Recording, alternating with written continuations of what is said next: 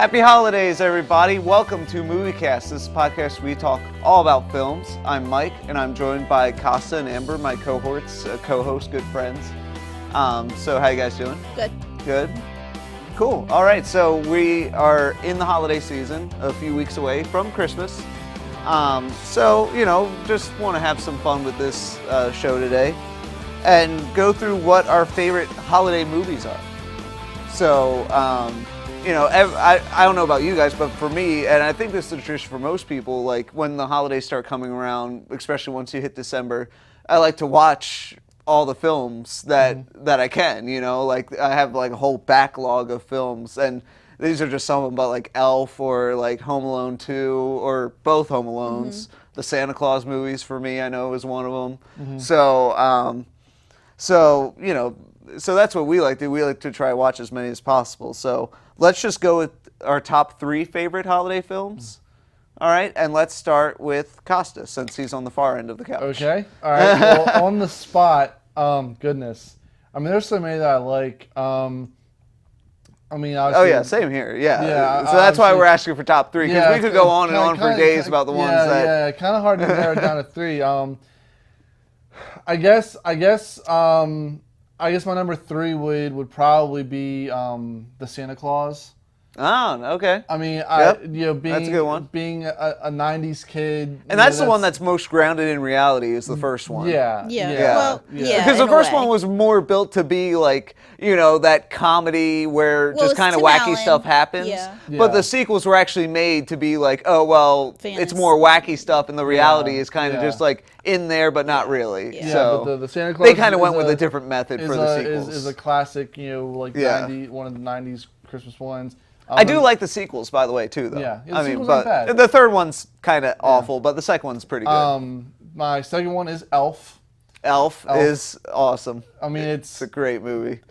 Honestly, after Elf, like I don't know how many other like modern or like post 2000 Christmas movies there have been as good as. That was pretty much the last one. The market for Christmas films kind of died after that. It doesn't really exist anymore. Yeah. And my number 1 is Jingle All the Way. I love watching Jingle All the Way. Put that cookie down! Yes. No! Dasher, Dancer, Prancer, Vixen, come with Cupid, Donald. I'm having a good time, bye! Yeah, exactly.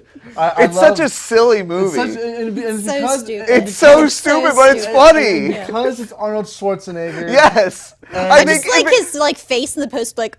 Yeah. If it was anybody else, that movie probably would not have worked, to be honest. Exactly. It technically didn't work that well, like in the box office, but still, it is a classic right now. Neither did there were some other movies that didn't, like A Christmas Story didn't really do well initially, but then it became a classic. For some people it is. I think it depends. Like you have to be a '90s kid. Oh sure, absolutely. I own.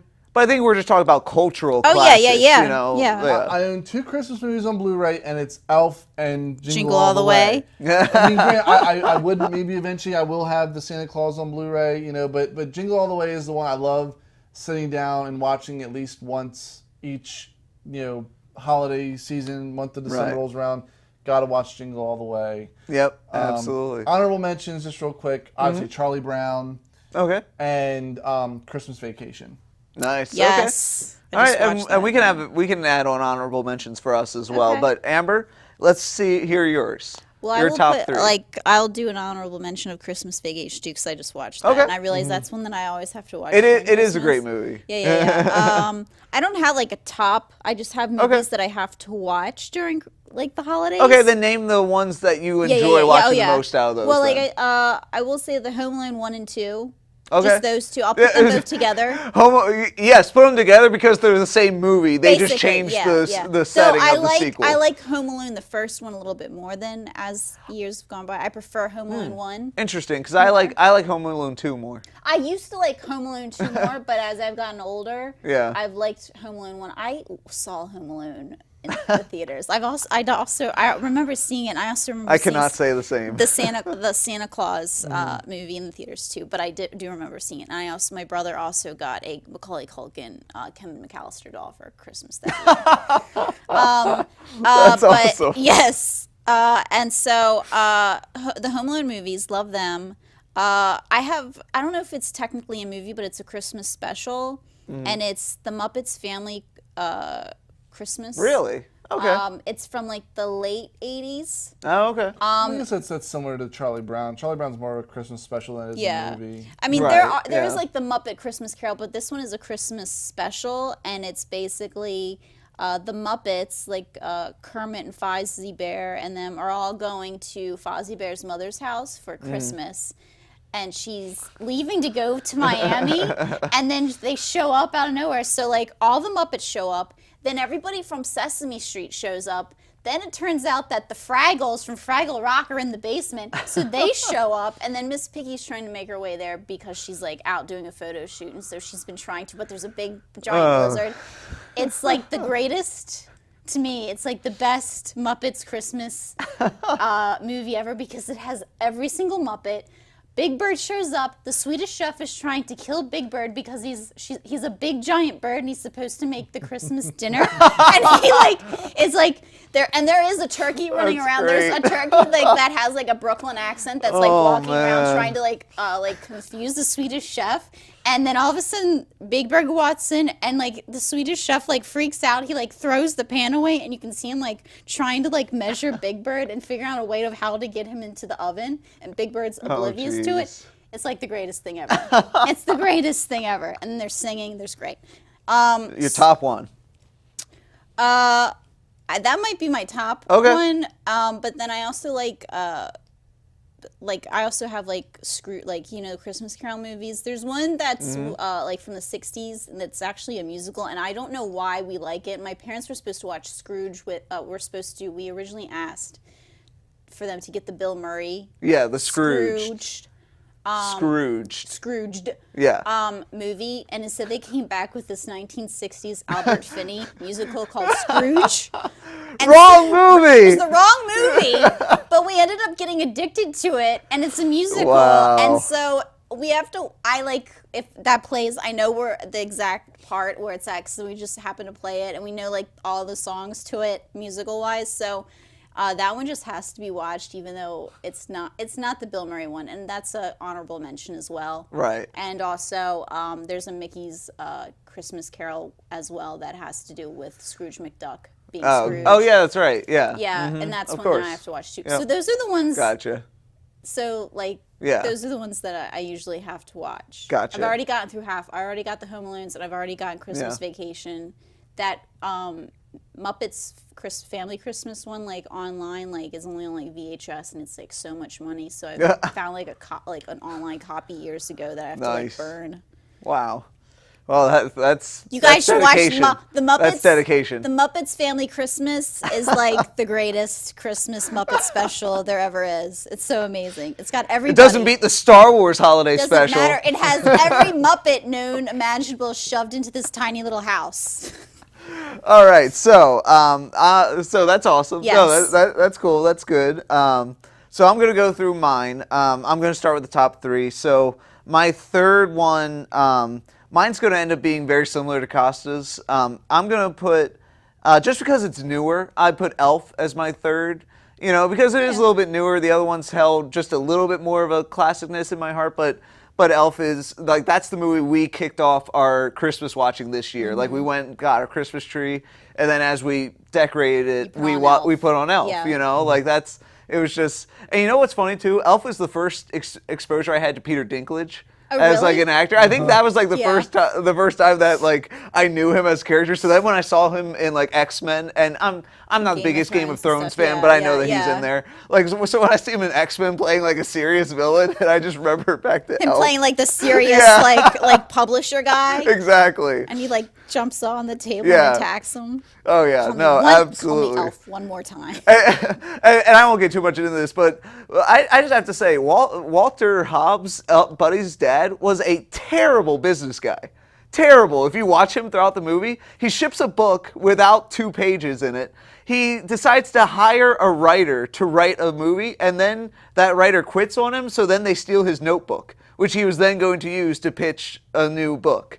Oh, I don't. So I'm just saying, if you remember that movie, no wonder the company is tanking. I just like him, I just like all the Will Ferrell where he's like screaming Santa. Oh yeah, no, of course, those moments are great, and Zooey Deschanel also plays a good role in that movie, and it was a great movie. So moving on, I also put the Santa Claus 1 and 2 in the same boat as like the top ones that I have to watch every year. I like Santa Claus 2 a lot. Like, I know it wasn't as well received as the first one, and the first one has its merits too, but I like the sequel a lot. I mean, you guys have both seen Santa Claus 2? Yeah, I've seen it once. I was just really like, when I remember when the first Santa Claus came, and then it was a long time before they did that sequel. Right, it was, and they waited a long time. But they reflected the script to match that, which was kind of cool because they still brought back. They got the kid that played the little kid. They brought him back because usually after a long amount of time, usually they just get some other. And that's what I was going to say is that they brought back Charlie, and which was funny because when I saw him in the movie, I'm like, that's not the same Charlie because he doesn't even really resemble his younger self. Really, it's been so many years since they had the second one. I was like, did Santa Claus 2? What's been like 15 years? Like, what? It was a long time, but my favorite, what I love about that movie is the scene where they're at the holiday party, the employee holiday party, and like it's all a drag. But then Tim Allen decides, okay, well I'm going to spice this up, and then like it ends up being like a Secret Santa sort of thing. I thought that was really cool. Like that was a really good, unique idea. That mixed with kind of like not Scrooge in a way, but he was really trying to, because it's him greeting that woman, and she's not really right, and he's trying to impress her and all that. So and it's like she's like the principal or whatever. Right, exactly. So I liked some of those elements, so that's why I kind of like the sequel. And my top movie that I have to see puts me in the Christmas mood every year. I save this one to be like the last one I watch, really. The Grinch, and not the cartoon, but the live action movie. And I know that's an unpopular opinion, probably. I think a lot of people do kind of like The Grinch, but it was a lot of people, really big when it came out. Right, I remember that. We tried to go and see it in the theater, and we couldn't. It was sold out. And I think retroactively, people kind of like degrade the film now, because if you look back on it, there are times where the acting's not really that good, and it's kind of more crass than it really should be. They added so much to just the simple story. They did. Try to steal shit, and then he gets his heart broken. They did, and I will say that all that stuff they kind of added as fluff. Once you get past that, and once it gets into the main story, like when he actually starts going through like the process of stealing Christmas, the adaptation of the actual then the movie takes off from that point. Like I think from that point on, the movie just gets better and better, all the way up to like the rocket version of the sled. That was awesome when he just rockets down and then like is spinning through the air. And, and you know what's great about that is he's not CGI or anything. Which today, if they did it, they'd probably totally make him CGI. Yeah, they put him in the actual suit. He was in a lot Jim of makeup. Carrey had to go through like torture, like he had to be trained by the CIA to learn how to handle torture, to handle the makeup sessions. And there's like contacts. Like that's what he had to do. I mean, it worked out. I did not know that. Yeah, I didn't know that until recently either. But it did. But you're right, and it worked. And one of my favorite moments, and that really seals the deal, is when he's at the top Mount Crumpet, and he's about to give up on trying to save the toys because he's like, they're just toys, right? Yeah. And then the writers put in a perfect moment where Cindy Lou Who appears right at the top, and like just that whole sequence right there was fantastic. So that's the movie I look forward to every year. And some honorable mentions. I don't know if you guys ever saw Disney's Prep and Landing.